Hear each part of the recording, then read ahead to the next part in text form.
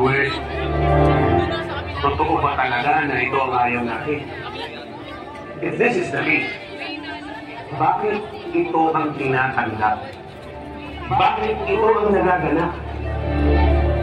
Ayon sa United Nations, mayroong 17 Sustainable Development Goals na binalangkas upang masiguro na ang lahat ng tao ay magkaroon ng sapat na pagkain, disenteng tirahan, magandang kalusugan, edukasyon, ligtas na kapaligiran, maayos na ikabubuhay, hustisya at kapayapaan.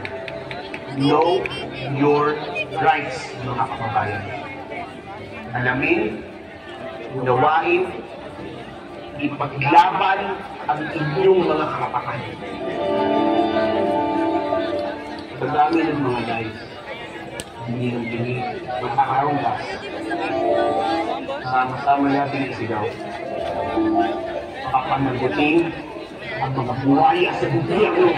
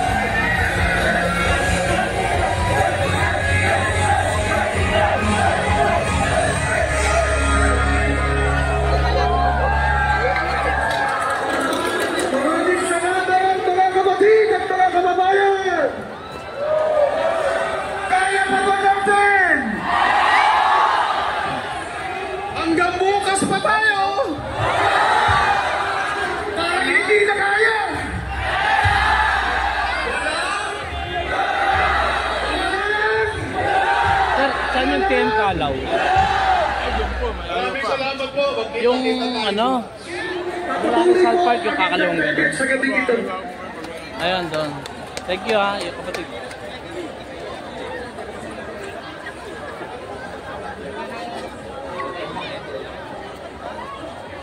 Niyang.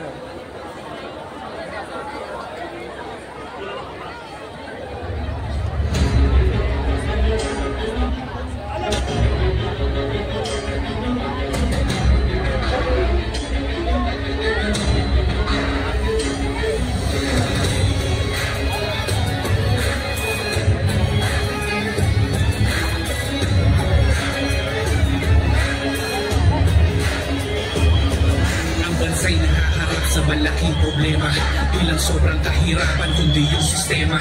Kanya-kanyang gilian, kanya-kanyang sisiraan, na ang pinakaugat ay ang katiwalian. Mas Kamusta nyo ang kalagayan ng ating kababayan? Ang dami-daming hikao sa buhay at kabuhayan, ang daming kriminalidad.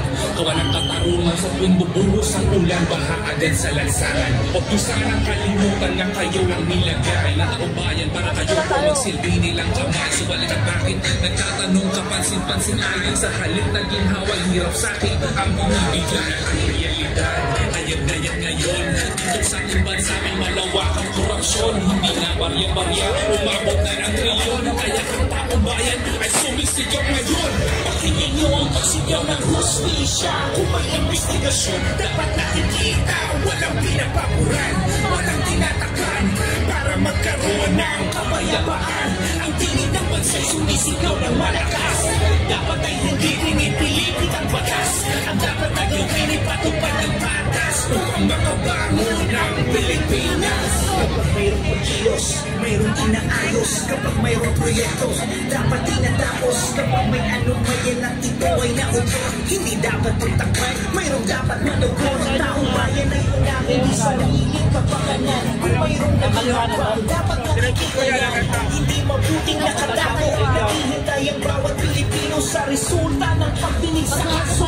Isa ng paningin, huwag nang magulag-gulagan. Bigyan ng hinainan ng mabingi-bingian. Natukahin ng gabaning higmasan ng sinuman. Kababayan ang unang hindi ka papayaan. Yung masamain, pagkos ay tanggapin.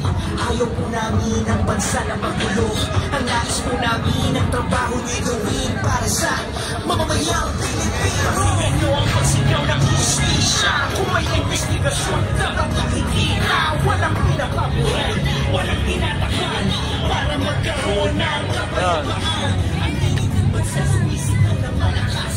Dapat ay hindi pinipilipot ang batas.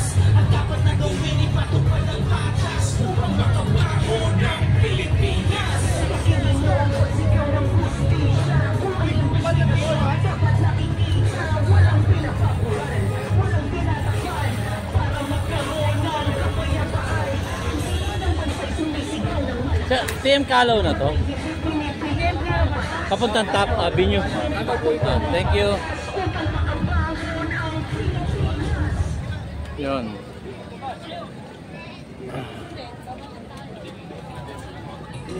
Daming tao talaga.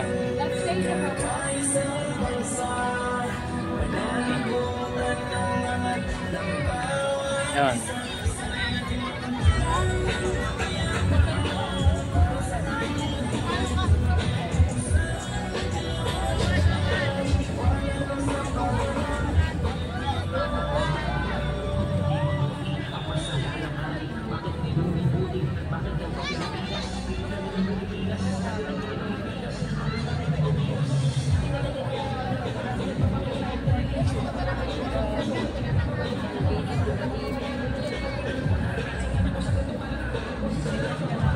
Ay. Umamin na si Senator Amy Marcos na drug addictus benedictus daw yung kanyang kapatid. Ako. Gumagamit daw ng marijuana, gumagamit ng cocaine.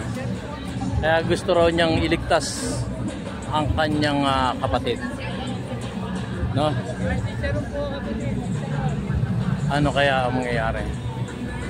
Ano ang mangyayari bukas? No? 3 taon na raw yung kapatid niya pero walang nangyayari.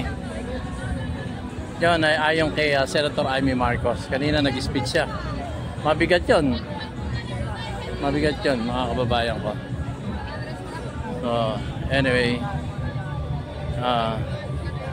Subukan ko mag-live. Siguro mayroon ng signal na rito.